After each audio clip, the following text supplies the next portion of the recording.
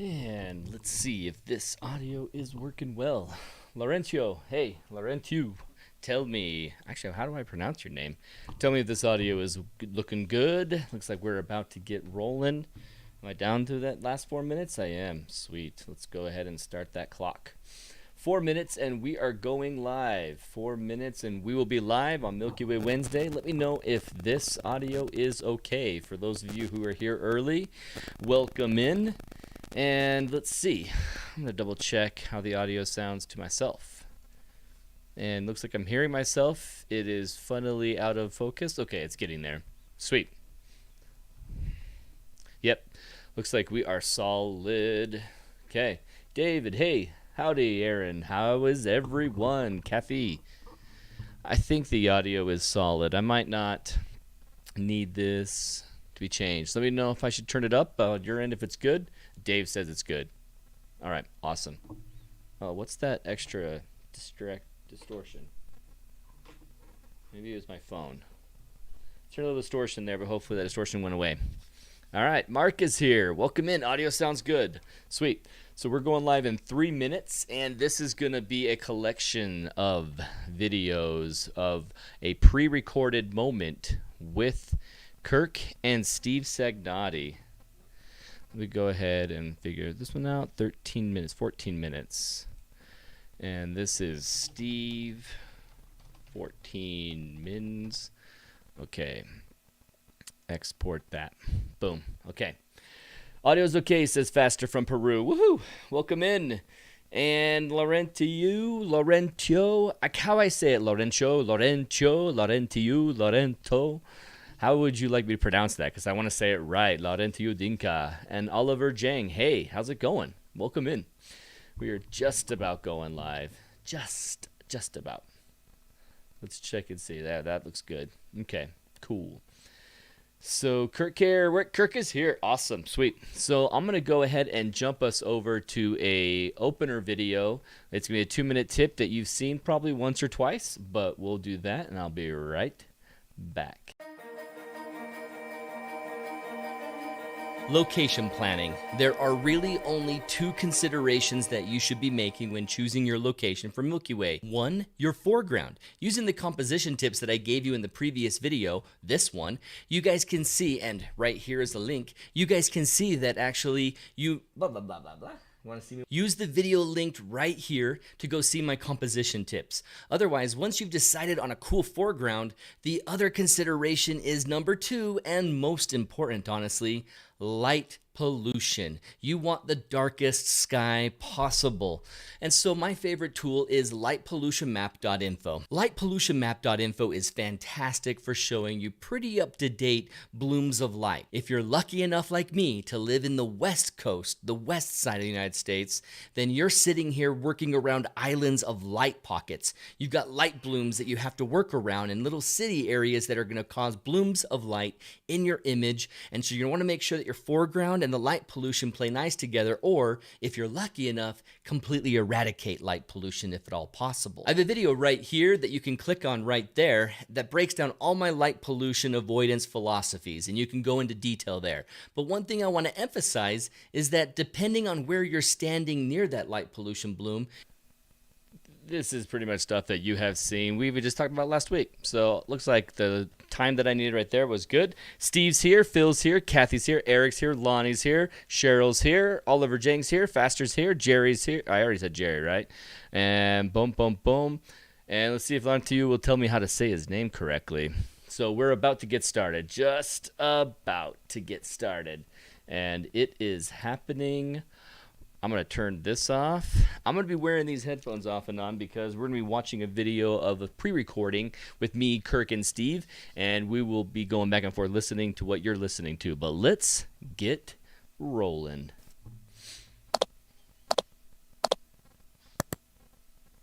Hey, welcome in. It's Milky Way Wednesday. How is everyone doing? I'm Aaron King with Photog Adventures. We're about to get rolling into learning Planit Pro. It's an app on your phone that I hope you've already downloaded from Wednesday, and this app sits right here on my apps of my favorite apps you may have heard last week. I mentioned PhotoPills and Planit at the very, very end. And Planit is terrific for some benefits that take you away from PhotoPills. PhotoPills alone isn't enough since these features exist.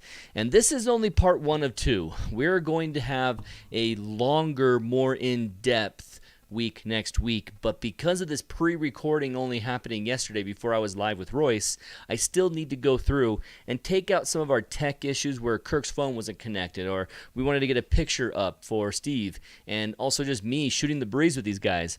So I need to edit that video more fully to give you the rest of what was an hour-and-a-half presentation by both of these guys. So we're going to go in pretty close. Laurentio.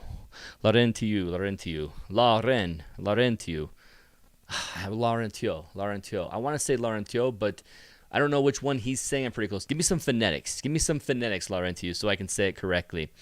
And also, this presentation today, we're going to go a little bit in person between Steve and Kirk being here with us, talking about what they just showed us. And so let's go ahead and introduce Kirk and Steve and get into this with them. Okay, this is the section where you see us not live, and I'm in the window here. When I have my glasses on, this is the pre-recorded section. When my glasses are off, we're live together back in the studio Wednesday night. I figured I'll do that. So then Kirk is joining me. Glasses off too. Oh, then you'll confuse us. Kirk Kais is joining me, as well as Steve Sagnotti over here. And we are going to talk about the Planit app. And we're going to go in depth today. So you won't hear much from me. It's time for me to learn along with all of you. Kirk and Steve, real quick, how long have you been using the app, Steve? How long have you been into this app? Probably like 5 years. And I stumbled into Planit and just kind of fell in love with it. It was a little bit of a learning curve coming up to speed, but it does everything a guy could want for planning photos. And Kirk, you've been telling me to get over to Planit for years now. Yeah, although I started with PhotoPills also.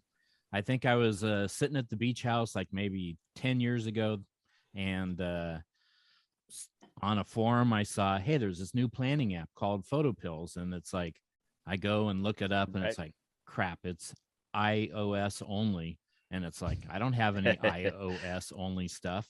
So it's like my mother-in-law had just gotten an iPad for, someone gave it to her. I remember this story. And so it's like, I think I spent the $10 and bought PhotoPills just to run it on her iPad over that weekend. Yeah. And went out and checked it with the sunset and stuff out on the beach. And it looked really cool. And it's just, I didn't have any iOS stuff to run it with.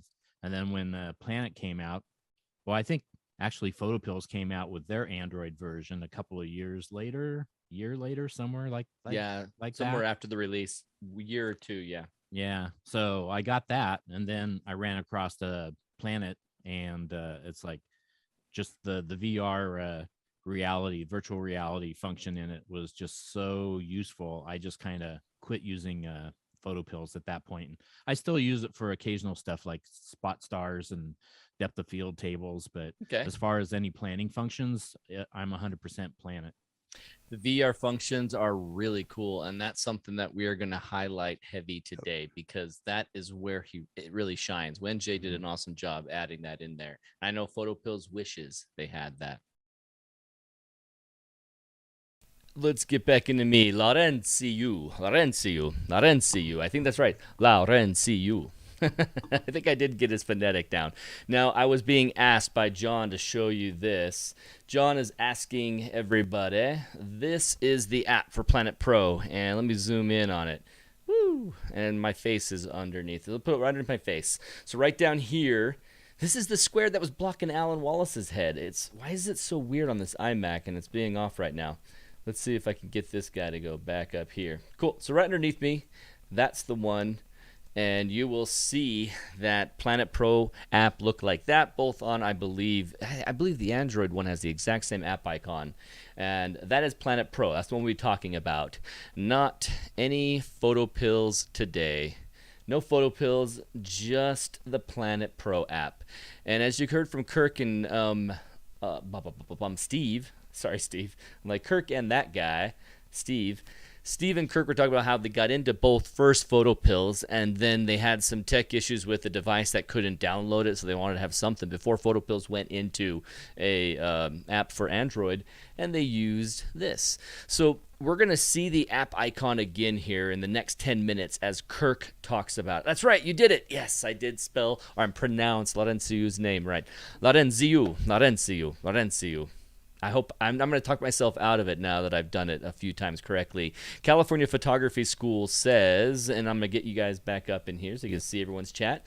He says that it has a steeper learning curve. Once you learn how to set the location and camera spots, it's pretty much self-explanatory. And we're going to go into some features beyond that as well as talk about that. In the first 10 minutes, Kirk is going to go from a very beginner basic overview, and then we're going to go a little more deeper for 15 minutes of Steve's lesson.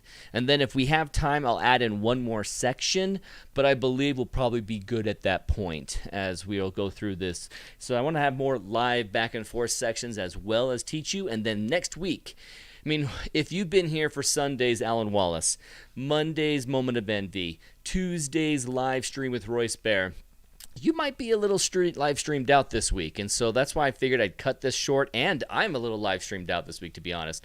I couldn't edit that in time, so next week, buckle down. Wednesday, we're going to have an in-depth session where you get the rest of what Kirk and Steve taught us as I completely finish the edit, cleaning up all the sections where maybe an image wasn't showing up or something, or a phone that disconnected. So next week we will be much more in depth than what we'll go through today. But before I hang up with you live, you can ask questions while Steve and Kirk are here. So Steve and Kirk, the section that I'm about to play, you'll be like, oh, okay, why'd you choose that section, Aaron? Mostly because my edit was having a hard time showing me our text. I could not just scrub through the video, see exactly what you were teaching. I had to just grab sections and go. So this is your lesson, Steve and Kirk, starting with a Kirk 10 minutes that is going to go through some of the very, very basics. So I'll be right back. So I've installed Planit Pro, and you want to make sure you get the Pro version. It costs $10 for the Pro. That one will allow you to do the virtual reality 3D rendering, which Steve is going to go and show a bunch of later. So it's my icon up here in the upper right. So I'll open that. And so Planet's going to open up with a screen something like this. Right now I have it showing a map with a 3D hybrid map where it's got text and satellite images. Sorry, satellite hybrid map. Gotcha. So let's start at the top of the screen. There's the little hamburger menu button, which if you tap that, that pops out a whole big menu here. Some of the things you can get to, like the ephemeris and calendar and events, you can get to those inside the program itself. But first off, I would go down to settings, where it's a little gear halfway down the screen here, and tap that. And then I would go to camera, and then where it says camera type, the very first thing, go ahead and pick whatever type of camera you have. And you can see there's all sorts of different formats available. I'm doing a 35 millimeter Sony, so I've got that selected. And then next down the screen, you can see sensor size and megapixels. You'll want to enter that value in for your camera so that it can do the depth of field and sharp star photo calculations properly. So once you've got that, you can go on the back button at the top here by camera and tap that. And then I think I'm going to just exit out of the settings here. And so now we're back at the main screen. So now we've got it set up for a full frame camera, 33 megapixels, which my camera happens to have, in full frame. So next to the little hamburger menu bar at the top, it has an area for your location. So right now it's showing that I'm out in the middle of Clackamas County, which is like southeast of Portland, out by Mount Hood. Okay. There's a little, yeah. Oh, sorry. I was just saying, okay, just so that people know I'm still here. Sorry. I was expecting a So next to the location, there's a little search button. So you can tap on that and you can type in a location and it'll pop up stuff for you that way. I'm going to hit the back button over on the left. So then the next part of the screen has the ephemeris tables. And ephemeris is just a name for astronomical calculations of various types, like sunrise, sunsets, moonrise, moonsets, when the Milky Way is going to rise. And these are the things that really let you run through stuff in Planet super fast. Instead of having like different pills where you go to the sun pill and PhotoPills or the moon pill, everything's all up here pretty much all in one menu. And if I take my finger and I can grab the data that it's showing for the sunrise set stuff there, I can slide it to the side and it moves me over to the next item. So it's now at twilight. I can also tap on those names up there and it'll move. So I tapped on special hours. Now we're showing golden hour, blue hour. If you want to jump around really fast, you can tap on the little 4 squares on the right hand side of that menu and it pops up all the ephemeris tables that it has. So it's kind of split up. Sun and moon are the first row, night photography the next row. So you're going to have your Milky Way stuff, special interests like eclipses and time lapse calculators, exposure calculators, and then meteorology and oceanography. So it's got a thing that'll show you where a rainbow could be. It'll show you cloud distances, which I think that's still experimental. I haven't really played with that much. But the tide height and tide search, I use those a ton since I'm in Oregon and I'm only a couple hours from the beach. It's super handy to have a something that tells you what the tides are before you even get to the beach. Oh yeah. And with this whole setting, like you hit that 4 square button, that's letting you jump around to show the tides in that small little rectangle space. So instead of swiping until you get there, this is just right. a shortcut. I can just tap down on the bottom here where it says tide height. And it'll tell me, I gotta tell it where to select my location at. And it doesn't like Portland. You can see how it's red up there. We're just gonna quickly change it. Well, actually, we're inland, so coast. It doesn't really matter. We're not even on the coast, so no. But that is a quick way to jump around. That's nice because usually I'm trying to guess which square it is, and this is so much easier. I've got to do that more. Awesome. Yeah. So I'm going to hit the little rectangle again, and you see down below it says hide ephemeris features in the bottom of this window. If you accidentally hit that, it disappears the whole ephemeris stuff. So it's like, now what the heck, Like what happened? How do I get those back? So if you just take your hand or your finger and go up where the location name is and just swipe downwards, it'll pop it back up. Oh. And so it's a super easy way to get back into that menu.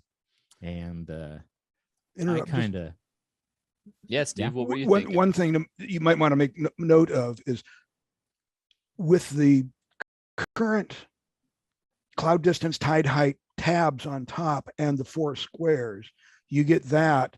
If you go the other way, you get the bubbles. And so if you go to the little title bar menu button up there and you go down to settings, and then if you hit I think it's general and then tabs for ephemeris pages, if you turn that off and then go back out of the general, back out of the settings, you can see there's a series of colored buttons. And that's the default that the app comes with too. Well, it's what it used to come with. And I think now it has the other screen as the default. Oh, okay. So once you get a hang of what the stuff is in here, it's like, the very first orange one is going to be the sunrise, sunset, moonrise, moonset. And like the Milky Way one is one of those guys in the middle of the purple, and tides are back over in the blue section. So it's super handy. You can like move around really quick, just tapping on those buttons instead of having to swipe around or to use that other, 4 rectangle menu. True. It's just super easy to just tap on those. And So this is the way I usually have it set up. So Nice. so Because that's some people might like the other way around and they see it still like those bubbles like I do and had no idea that could even be changed. exactly, yeah. And if you swipe down again, you can get that big menu, so you can just tap on whatever one you want again. Right on. So we're gonna just go back to say special hours. So the next part of the screen is the map area, and so the center of that screen has a little gray circle in it. So I'm going to move the map over, so you can see in the middle of the map there's a circle with a dot in the center, and so that's going to be where you go to place markers, or to place like your camera or your scene locators. And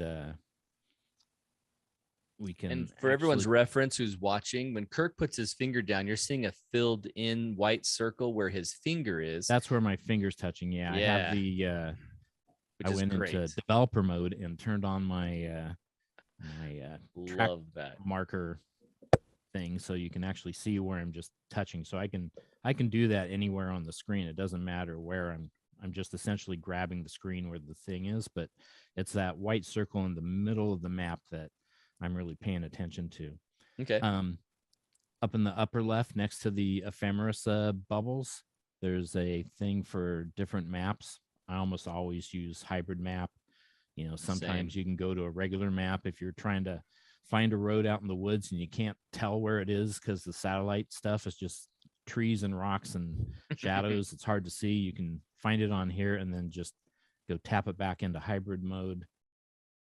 All right. And that is where it just kind of cuts out right there for the first 10 minutes of Kirk's lesson. So, all right, Kirk, I went and gave you that first segment, and Steve's segment is going to have a little bit more cool, neat new features than what Kirk's features were, but it's just a rough rundown of the beginning use of this app. And Kirk was giving you a great summary of how to use it differently than PhotoPills and where to expect some of these buttons to be and how to navigate right through it. Chris Whiting has joined us late, and his name will get mentioned in this segment from Steve. Let's see if you notice where Kirk gets brought, or I'm sorry, Kirk, where Chris gets brought up. And hey, Mike, hello from Wisconsin. Welcome in, Mike Hendren. Glad to see you here. So we're going to go into another segment where it is a pre-recorded lesson from Steve Sagnotti, where he recorded with me yesterday. And this is going to go into using of a tablet, not a phone. So it's a lot bigger screen too. And it's just got some features that you're going to wish we had in a PhotoPills app. Here we go. Steve Sagnotti. And you can see at the top of the menu, the little dot, that is my icon for my pen that I use with my tablet that we're working on today. And so I'll try to explain where I'm going, but if you see that little dot, that's where I am trying to talk about. And basically where your finger on your tablet is tapping and moving to. So that's awesome that we can see that. I love it. Perfect. So like I say, this is a 3D model feature. That's one of the things we're going to get into, and I think it's certainly worth the $5 a year. The other thing I want to point out, just in case, down here towards the bottom is video tutorials. Anytime you're using Planit, if you're a little bit confused, you can launch into a 30 video section or 30 tutorial sections.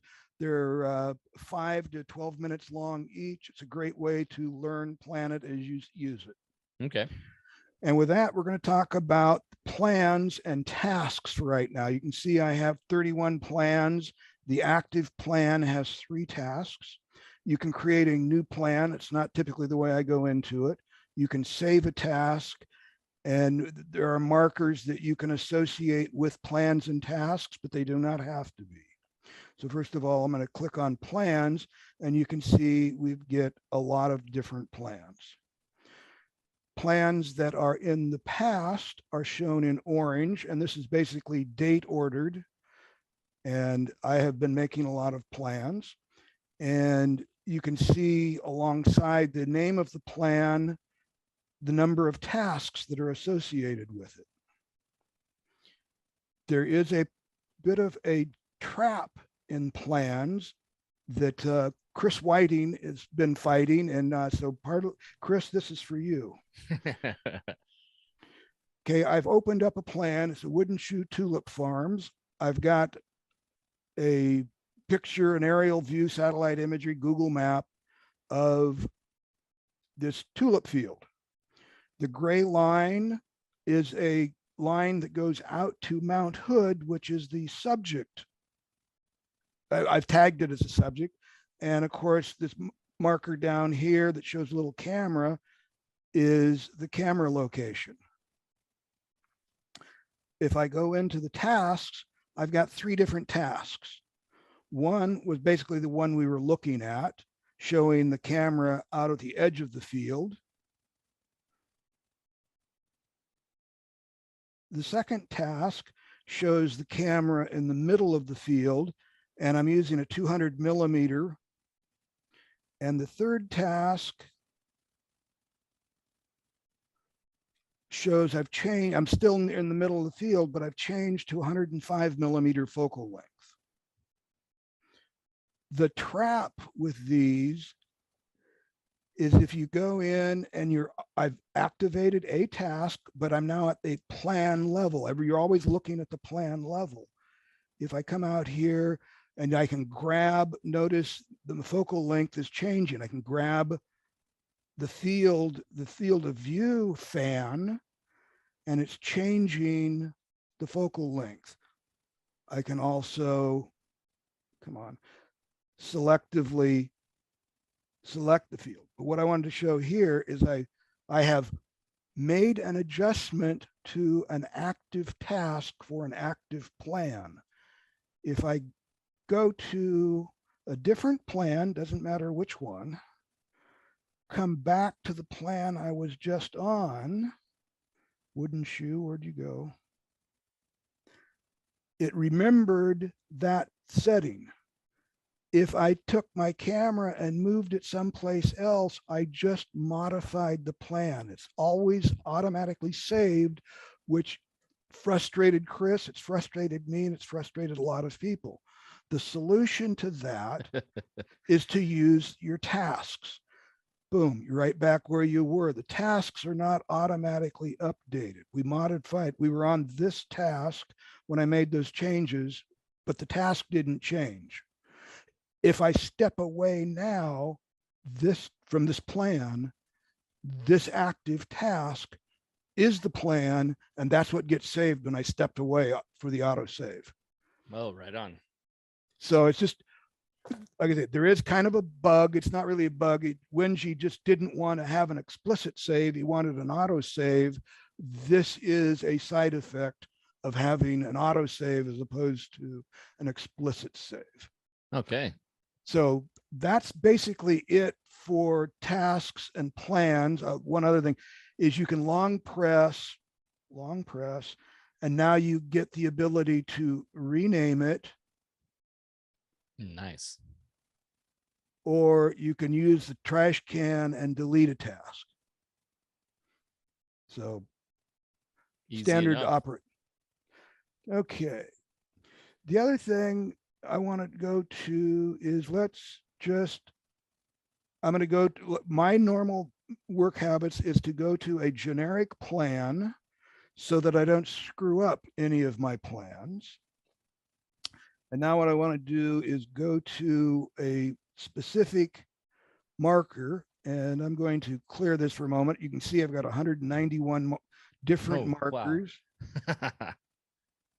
But I want a specific one, John's Red Viewpoint. Anybody familiar with Oregon probably knows where John's Red Viewpoint is. Well, that makes me feel like I'm not familiar with Oregon, because I am, but I don't know that spot unless I've passed it many times and never realized it. It's about 5 blocks off of Highway 26 on the road in Sandy, on the road going from Portland to Mount Hood. Oh, okay. So this is a marker screen. I'm sure Kirk covered it, but we'll go into it for a moment. The thing you'll notice, because I got the 3D model subscription, there is a 3D model, and we'll get into that a little later, but that's not what we're doing here. What I want to do is I can assign this marker, which is the John's Red Viewpoint. I can assign it to either the scene location or the camera location. I'm going to select camera, and now my camera is sitting at that location. And you can see Mount Hood out here in the background or on the right side from the camera location. The beauty of Planit is their VR. So camera sitting at John's Red viewpoint. We're looking at Mount Hood and I've got a 50 millimeter. I can go to 100 millimeter and make the mountain bigger. I can go to 200 millimeter and make it bigger yet. That's one of the real Man, I love that. power of Planit. But what I want to get into is up here on the top, I'm going to select this button, fifth button over. Also, if we go to the drop-down menu, we get the Finder. Planit has 3 different search or finder functions. There's the Sun Moon Finder that I'm on. There's the Milky Way Seeker and the Tide Search. We're not going to deal with the Tide Search today. We're going to go into the Milky Way Seeker and we're going to start with the Moon and Sun Finder. Up here on the right, you see a little hand and a button. If I click on it, it turns green and gives me some instructions. The instructions say, drag your finger. I've just defined a box. I can grab any corner or any side, resize it. I grab in the middle and I can reposition that box however I want. Nice.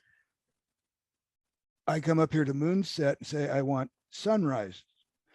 I now says I've got between March 14th, 2022 and December 31st, 2022, I've got 24 results. Those are the results. I can look at just Saturday results. I can look at just Tuesday results. I can look at all the results. If I pick one of them, we've changed the date to that date and that time, and you can see the sun inside the box. It's not working on the horizon and saying, when is it above the horizon? It's when is it inside the box? So if I raise it up higher, it recalculated and said there's 23 results and it's inside the box, happens to be above the horizon. So if you want to know from a given location, pointing the camera at a certain area, define a box when the sun will rise in that, it returns the results and you can decide what day you want to go. Well, Thursdays works for me. Well, that's where it will be when it's in the box. If I come over here and turn on the tracking lines and come back to my box, it'll show you as I change the timeline how that will traverse.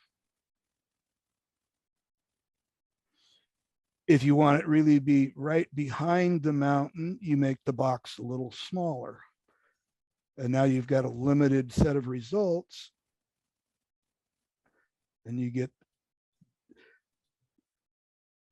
got play buttons on either side. You can step through and see where it's going and see where the timeline or the traversal line will be in relation to the mountain. So if you want it to come out of the side, you can step back. If you want it on the other side, it's a different date. Change it to a moonrise, and we get 2 different moonrises in that particular box. Widen the box out, and we get still just 2. Might not be a good location for the moonrise, or there might be another thing going on, moonrise. I'm only looking for full moons. You can get yourself trapped a lot. But if you just want a blue hour moonrise, nautical moonrises, a golden hour moonrise. So you can, if you want just crescent moons, or like I say, full moons. And well, let's go back to that for a moment, because that shows if you want a crescent moon, Come on, get back. Oh man, this is so powerful so far. I know I love the find tool in PhotoPills, but not only doing that to get the information, but seeing the visual of how it's pulling up around Mount Hood, it's killer. Yeah. And once again, you get the little play buttons. And of course, because it's right here, so I have to go in time. But notice the graphic is of a crescent moon. Yeah, nice. If you go to the results, and I'll turn it back all the way on, it shows you in the percentage column what is the percentage of the moon. That's how it's deciding which ones to show in the selection. Okay. At the given time, it's showing the elevation above the horizon or below the horizon for the -11 or a +3. So if I go to that one, it's in the box, but it's below the horizon. If I go back and pick the next one, it's still behind the horizon. It's above the horizon, but behind the mountain, I guess. Oh, I see it there. Yeah, right there. Down at the bottom, you've got a timeline, and if you click on the left half, the dates get bigger and it'll go all the way back around to hours or minutes. If you click on the right, they get smaller increments: month, day, hour, minute. And so that's where you'll have, you see me move things and it just jumps out because it's too strong of a movement. But now as I slide the timeline, you can adjust things. So if you want to know when it's going to just clear at March 31st, 7:21, almost 7:22, the moon will just clear the mountain. Very, very powerful. Absolutely powerful. It's incredible how powerful that is. I know I've talked a lot about my PhotoPills app that I just absolutely love. And I talk about how it has a great feature called Find Tool. And that Find Tool is nothing compared to this. And so I am getting some audio. Okay, yeah, there we go. I am going to do a quick adjustment in the background while you guys think about how amazing that tool is. And I'm going to pull up the Planit Photo. I just labeled it one of the elements of PhotoPills. You're welcome, Rafa. So let's go over to this screen and enjoy this together, where you can see the chat in the center. You can see my phone app right here that I'm using right now, and looking at the Planit Pro app. If you guys haven't pulled it up yet and you aren't using it like that right now, where you're following along and actually tapping it in or using it, this is a chance for us to talk about it together side by side. So let's go ahead and go into Planit Pro. And I don't want to edit, I just want to go into that app. And here, looking at the app, I am on Mount Hood.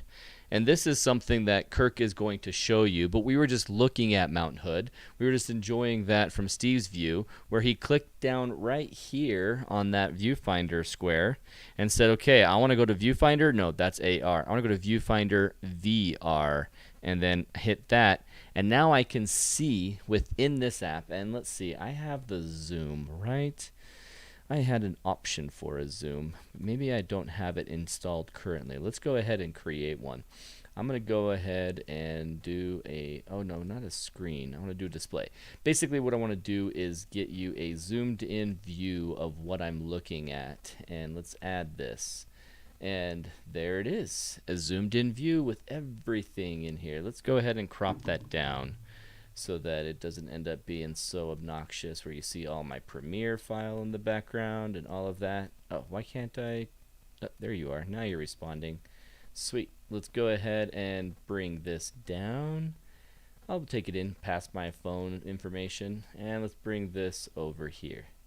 No, come on. I'm going to shrink you so I can see everything. Hold down Alt, hold down Alt. Isn't this fun when Aaron King does this in the middle of the thing, where he decides, I'm just going to add something, and yeah, you got to watch me fight with it. Okay, here we go. Now it's responsive. And I'm going to make this just huge. I want this window here to be large, and I'll just make it a little bit smaller so that you don't cut off, Aaron doesn't cut off the chat. All right, cool. So this VR tool seeing how Mount Hood is right here in the center. When I use my fingers and zoom in on it, I end up with the mountain at this time and showing a zoomed in now, focal length of 168 millimeters. So if I had a 168 lens on, well, I wouldn't have that. Let's just say that I have 100 millimeter lens on. That's my view of how much Milky Way core that I would actually see right off of Mount Hood at the time of April 27th, 2022, Wednesday, 3:13 a.m. And you're not seeing that down here because it's at the bottom of the screen. Let me just take off the zoom real quick so you can see what I'm talking about. Here, this display, and I'm going to run the slider throughout the day and see what happens. What's that traversing? That looks like it's a star at night, but we don't see it during the daylight. Sunset finally comes, and let's see. Oh yeah, Kirk was just talking about how if you accidentally do that and you tap on the right side of the screen, you will change your timeline bar. Well, right here, let's go into the beginning of the night. All right, there's those stars. Here comes the Ophiuchi and Scorpius, the Milky Way core. So if I wanted a core coming right off the top, that would be the 250 time. And if I go up until this time, where the core is just right off to the right of it, 3:07 a.m. You always could see in PhotoPills, when you're in the planner, you could always see that, hey, okay, I've got this cool rock that I want the Milky Way to be on. And I can see that, hey, the Milky Way is this dot right here. And being that dot, let's try the zoom for a moment. Being this dot right here is the core of these other dots are also Milky Way band dots, but just not as thick of a Milky Way as it is right here on the core. In fact, let me do something real quick so that I don't forget to do that, because we're going to share another 5-minute clip from Kirk. And I want to get it rendered in the background. So let's go ahead and do this last 5-minute, because he's going to talk about a calendar feature. We're going to go back and forth on that, and it's way worth hearing. So we're going to add 5 more minutes to today's video. So it's only 7:38 right now. And we'll talk about that in the background. We'll talk about after his video. We'll also talk about it, and I'll show it to you on the Planit app. So looking at this PhotoPills comparison, I know what information. Here's my terrain by satellite. I'm in the middle of the night, and I need to go to this point when the core is over my subject right here. And I'm looking at seeing, okay, man, is my Milky Way getting blocked by this rock? And what I have is this pin-to-pin geodetic info button right here, red and black. And I put the black up there and guessed where the highest point was by just looking at the picture. And then I move it back and forth. And I go, okay, so I can't do it from here as well. Maybe if I do it from here, will the core be blocked? Yeah, it's still blocked. It's still blocked. So I'm trying to find clearance over this rock. Well, what if we try the strength of the Planit app? And I'm going to take you to a location that I'm going to be this weekend called Red Cathedral out in Death Valley. And this is a spot I've been researching today that I want to hang out in Death Valley for, because I really like this short 1 mile, 0.39 hike out to this spot, and I'm going to capture it. Now I need to recognize where the heck I am. There is, oh, I can just tap on here. Look at this magnifying glass. And now I'm going to type in, let's do Death Valley. Just go right into Death Valley instead, and I'll navigate from there. So I do a search for Death Valley, and it goes, did you mean Death Valley in Haryana, India? No. Let's see, Nome, Alaska? No. Man, there's a lot more Death Valleys than I thought. San Juan County has a Death Valley? Cool. Let's do, I'm surprised. Haha. We're going to have one thing that didn't work well. You have to type in National Park probably. It just did not recognize it by itself. Okay, now we're getting the right Death Valley National Park. And I said haha to Kirk, not to the app, just because something wasn't easy, Kirk. It wasn't perfect, which is not what PhotoPills is either. So here's this hike where you go out here, and right above to this point, right here. This right here, this section, you park your car, and then you walk through this beautiful view, and you get to a spot up here on the way to Zabriskie Point where you can walk up on the terrain a little bit. Which one? It's a darker brown terrain. This one right here. No, All right, I got to find this. And since I'm live, it's impossible to do anything live. I am going to get it. We're walking through here. We're walking through here, going around. And you're not it right there. It's these lighter color brown. Ah, there we go. This part. So here I am on this little trail in this section right here, and I'm going to put down my finger. And it's going to ask me nothing. It's just going to put down a red dot. And that red dot is asking me now basically what among these options down below do you want to declare this marker? Is it where the camera is? Is it where my scene is? And I'm going to say it's where my camera is. So now it's moved my camera there, and it has my icons based on 100 millimeter. It's just pointing one direction, doesn't know which direction I really want to navigate, and it's telling me where the Milky Way is going to be. And this is based off of April 28th. I'm going to tap on April 28th. I'm going to tap on the word date, and I'm going to change it to March. And what is this Friday? Calendar. This Friday will be the 4th, so let's say it'll be the morning of the 5th. So I'm going to do March 5th. All right, so now on March 5th in the morning, you can see how the Milky Way rises eventually right here. Okay, there's the Milky Way rising at around 2:30 a.m. But I have a subject here that's called the Red Cathedral, and it is roughly this section right here. So I have a subject that is this spot. I have this circle, this open circle right now over this spot hovering. And I'm going to hit the plus sign and then tap from the plus sign. I'm going to choose set the scene location. So now it's actually moved the orientation of my camera with that focal length of 100 millimeter to look at this subject.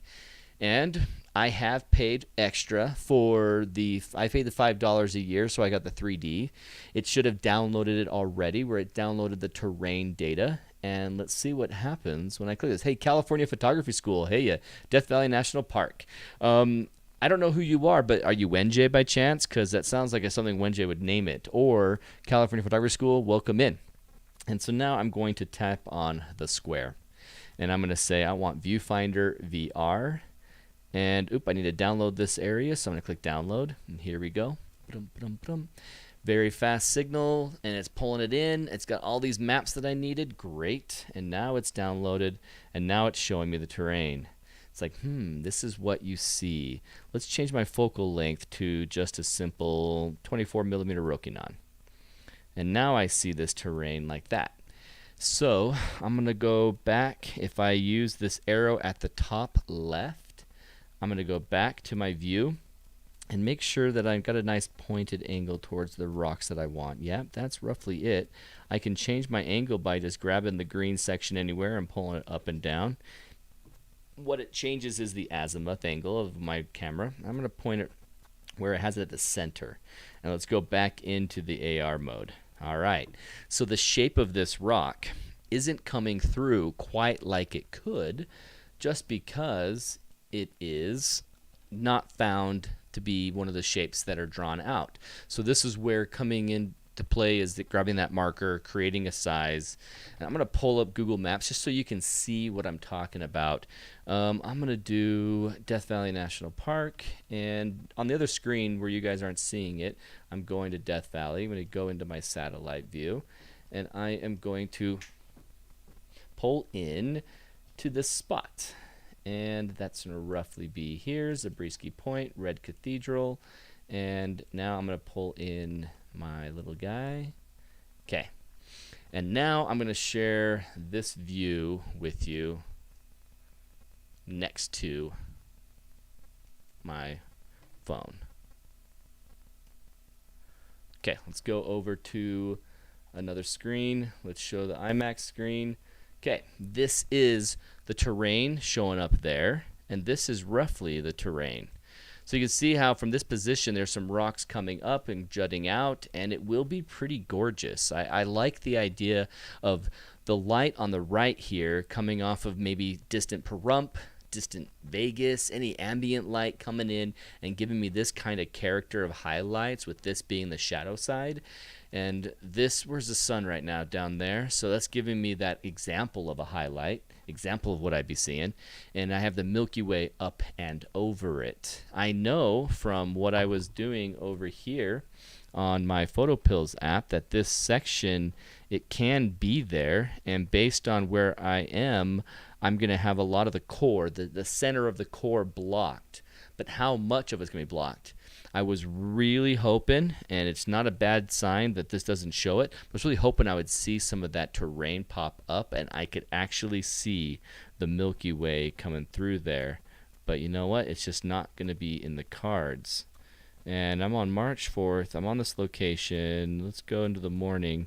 And it looks like it's putting the Milky Way off to the right a little bit more. Let's get that into frame. And now looking at this, I wonder, maybe, just maybe, this shape. I'll go ahead and zoom back in again. Oh, the zoom is for that section on this app. Let's go over to where we were, where the zoom display is right on this map. And you can see the shape right here going up and down. And that really does resemble this terrain right here. And it matches up where the Milky Way is going to be, as I expect it to be, coming up right here and being visible around this terrain.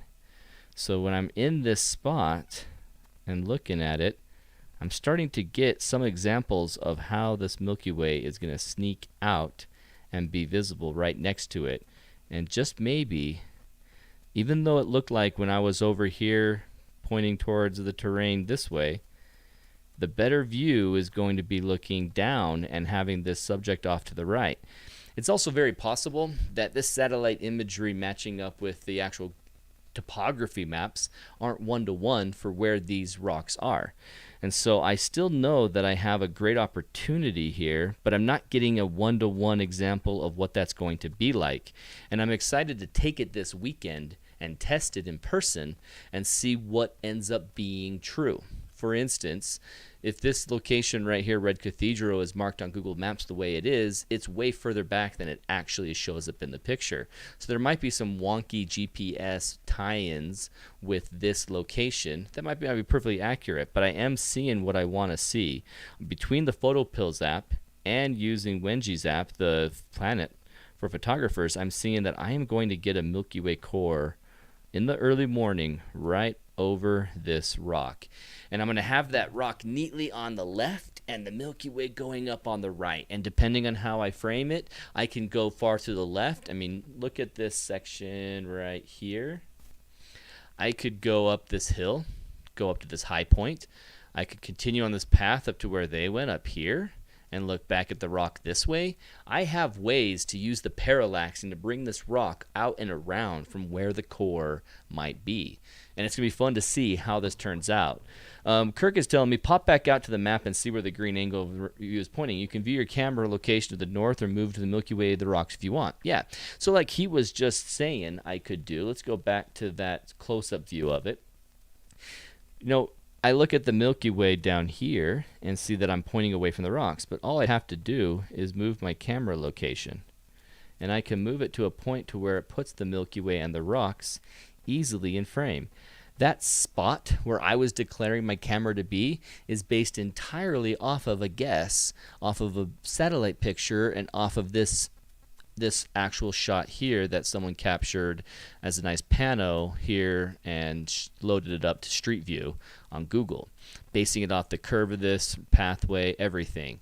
And then I don't have any information for the Milky Way band is going to be. It's going to be more likely here. And so I know I have to go back up. Oh, I'm actually not using the right map to move that around. Whoops. This map right here, this shape, this winding path, yada, yada, yada. Most likely the Milky Way band will be more like this spot. and I can go up this hill like Kirk was saying, and like it's showing now, when I go up here, it brings the Milky Way more in line with the rocks of choice.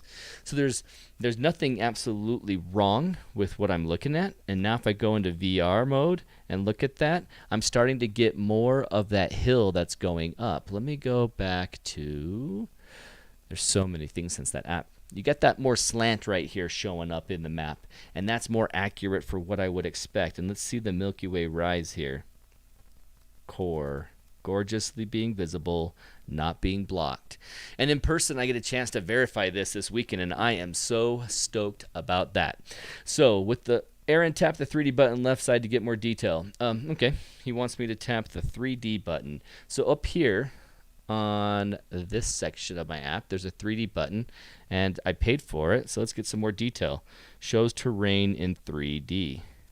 And let's just zoom out from the terrain, see what it's going to show me. So this is a 1.4 really, really, really wide angle. I'm going up, going up. Now I'm up the terrain. Have I actually moved the camera? Let me go out of this. Where have I actually moved the camera to? I know I just changed the angle. I'm going to change the focal length to be, let's say, 50 millimeter right over it. And look right at the rocks of choice. And let's see what the VR view will give me. It's giving me a Milky Way that's off to my right.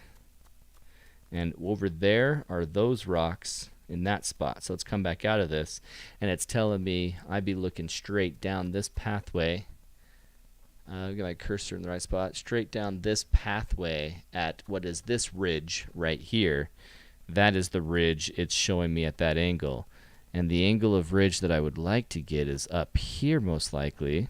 So in person, I'm going to verify some things on that spot. But I'm able to prove between PhotoPills and Planit that I can get it. I was honestly hoping, Steve and Kirk, that I would go in here and see like an exact representation of this terrain. And it would be just gorgeous to prove whether Milky Way was being blocked. As I looked in PhotoPills, I only saw dots. I only saw dots saying, hey, it's being blocked. But from here, I've got an actual perspective using a focal length like 24 millimeter. That's going to show me this is how you're going to see that Milky Way come up and how it's going to be. And it's going to be a little bit more off to the right, so move your camera, move your camera. That information thankfully came with Planit that I wasn't getting in PhotoPills.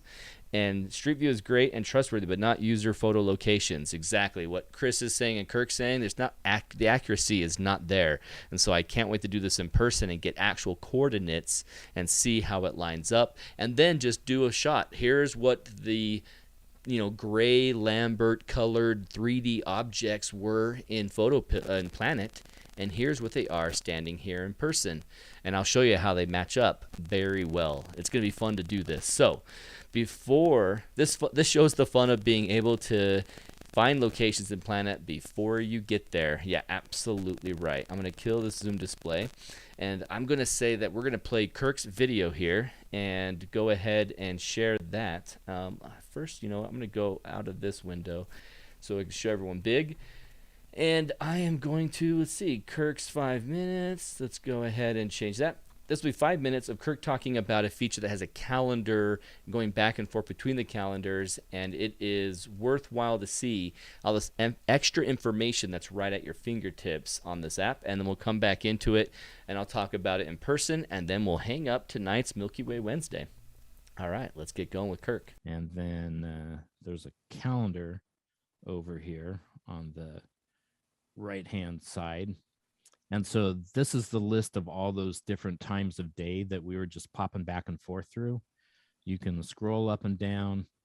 And I think, doesn't PhotoPills just limit you to one day, or did they fix that to be multiple days? When you're in like the moon pill and you're looking at it, you see a 24-hour period from that beginning of that Friday to the end of that Friday. And if you want to see Saturday morning AM, you have to go to the next page and see all of Saturday in one sheet. So you can't exactly just scroll up and down for what this is showing you and giving you information for. There is a calendar within Moonpill that shows you all the phases real fast, but this has far more information consolidated and aggregated into one location, and that's pretty dang nice. Yeah, and see, it's stuff like this that makes me want to use Planit more than PhotoPills, because like you said, you only saw one day for the moon. Well, here Yeah. I can just keep scrolling. There's one day, there's another day. Now we're like on the 14th. We're like a couple days away from where we were, and it's stuff like this that makes it so much easier to use. So if I want to hit moonrise, I can just tap on the moonrise, and now it takes me to where the moon rose on whatever day I Whatever had day that that at. was. Yeah. Nice. And so I'm going to hit the green calendar on the right hand side again. And so now here's like what you were just saying, a calendar of the different phases of the moon. So exactly. you can tap on the day, it selects the day. And then if you hit the little arrow, there's a back arrow in the upper left corner up by where it says calendar. If you tap that, it takes you back. And now we're on July 11th. So we can also from this screen, if you tap the calendar in the upper right, it takes you over to that other calendar. And at the bottom of the screen, you can see it's got right where it says moon phase calendar. It tells you the percent of the, size of the moon, and that'll change with whatever day you select. But there's also 3 other calendars. So there's a important dates. So it'll have like apogee, perigee, super moons, meteor shower, even meteor showers, the phases of the moon. So you can see all that stuff super quick. We're going to go back to the moon phases. So there's moon phases. Now we're going to go to the little crescent moon with the stars. Yeah, what's that? And so this one tells you moonless nights. Oh. So if there's a yellow dot, then the moon is up. And you can see there's a legend down below. So 1 dot means less than 4 hours of moonless night. 2 dots, 4 to 8 hours of moonless night, and 3 dots is more than 8 hours of moonless night. So if you want to see the best day, yeah, go ahead. and you're going to say it. I'll let you say it. Well, you can see in July, we don't actually have any with 3 dots, but if we pick like say the 22nd, and then we pop over to the moon one, you can see that's like 2 days after the new moon. So you can just kind of guess when the moon's going to be really interfering or not interfering. So like if you don't want the moon, the 7th or the 1st is not really a good time. You can see on this one, it's kind of the same information here, but just presented a different way. But the 4th calendar over there, the one with the little spiral galaxy thing, if you tap that, that's the same idea, but with the Milky Way. So if there's no dots, the Milky Way is either not visible because of either the Milky Way core is not visible, because the Milky Way is always visible if you can see the sky. But the core is not visible either because the moon's up or because the core just doesn't rise on that date. So if you remember on the 1st, right now it's showing, Milky Way never rises or always has moon. If we go back to the moon one, you can see that's because it's almost a full moon. So back to the Milky Way one. And we only get like 2 dots the most in July here, probably just because it's summer, because there's not a lot of dark night hours in July. And so if we tap that, we can go back, check the moon. You see it's a new moon, so we don't have the moon to worry about. So this is kind of like your calendar that you were working on for trying to figure out when the moon's going to interfere with your Milky Way photos. So that's what this calendar does here. Yeah, that's really nice. Then for the months that I haven't done yet or checking in the future, you can always have what is basically that Milky Way Photographer's Almanac right here in the Planet app. Right. And if you look when it says it's got the dates right above the Milky Way calendar, it actually tells you how many hours of time you have there for that date. So since you have 22 dots, but since you have 20 seconds selected, that's why it filled in that information right there. Okay. So for the 22nd, we got 2 dots, which means less than 4 hours, but more than 2 hours of Milky Way without the moon. And in fact, it's telling us that we have 3 hours and 32 minutes of the Milky Way without any interference. So I'm going to go back. That you get that same information on the Milky Way tab of the ephemeris. Mm-hmm. Yeah, there's a lot of spots in here where you can see the same information presented in different locations. And let's go ahead and talk about that now.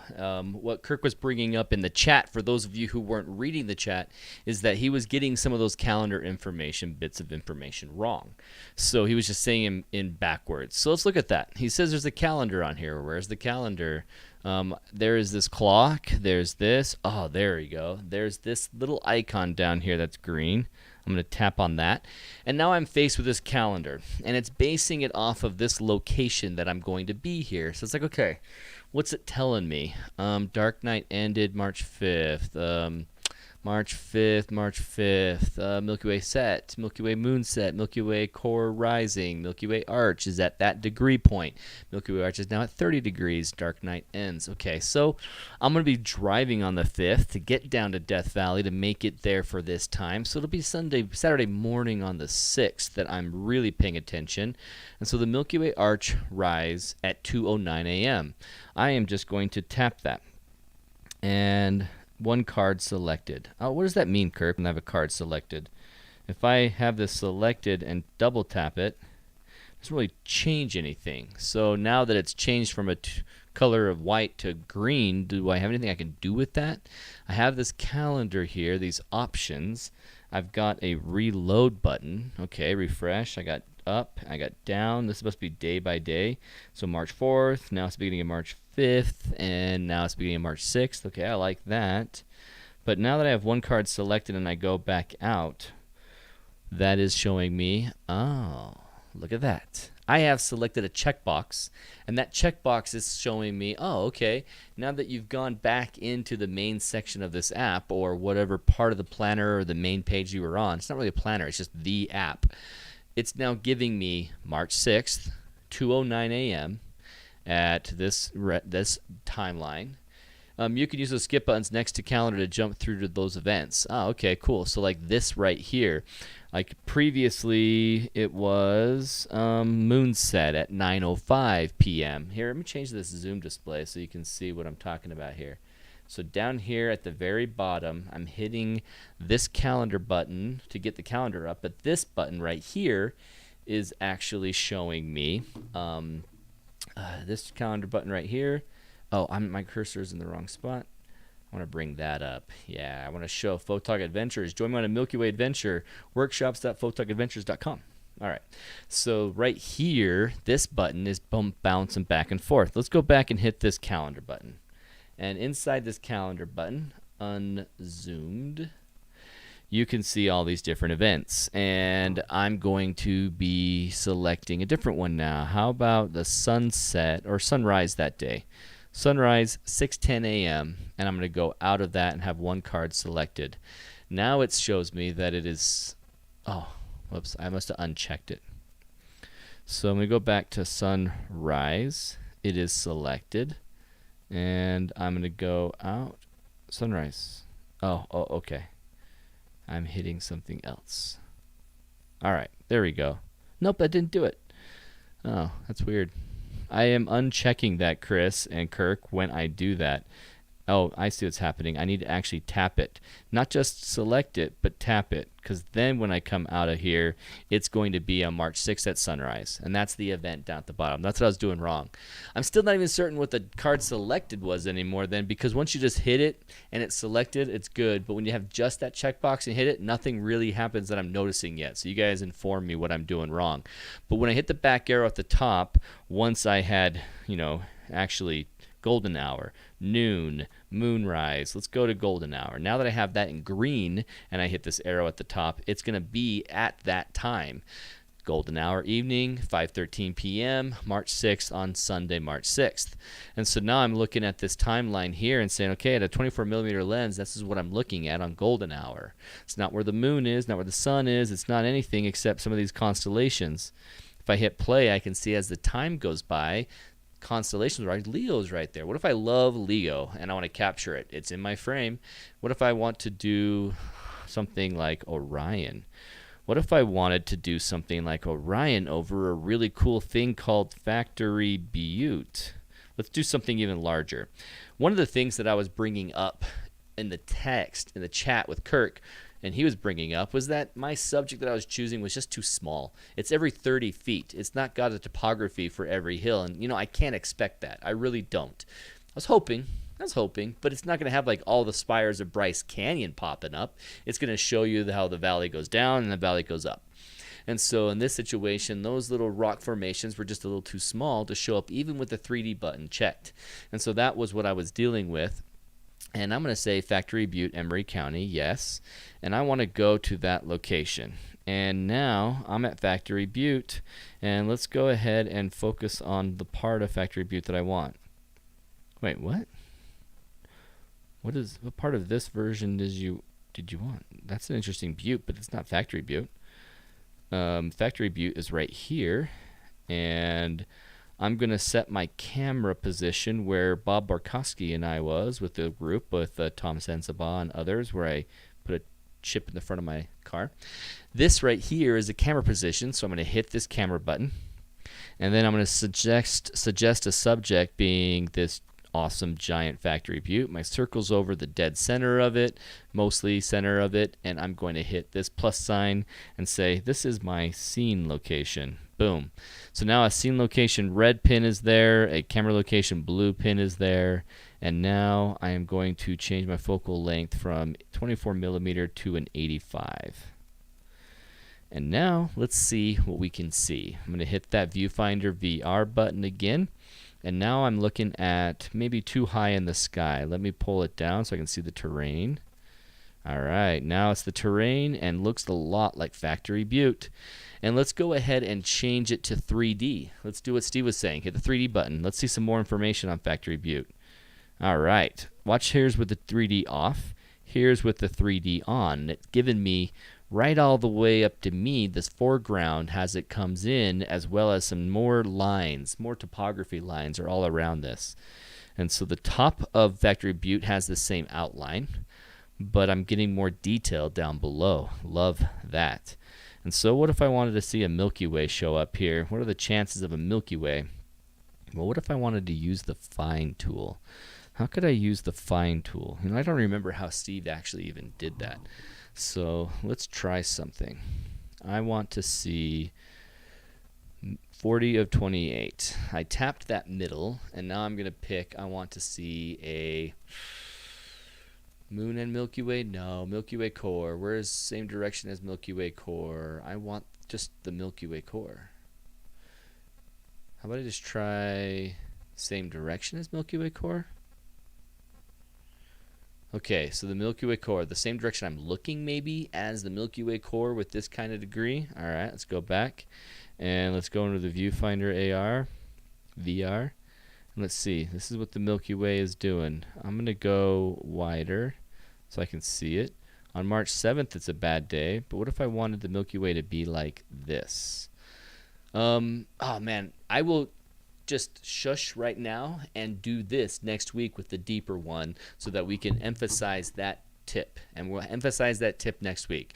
We need to end today by showing you the calendar again, and I want to get into the calendar that Kirk was in, and it's up here at the top, this top button right there. Once you hit that, then you see everything in this kind of format, the important dates.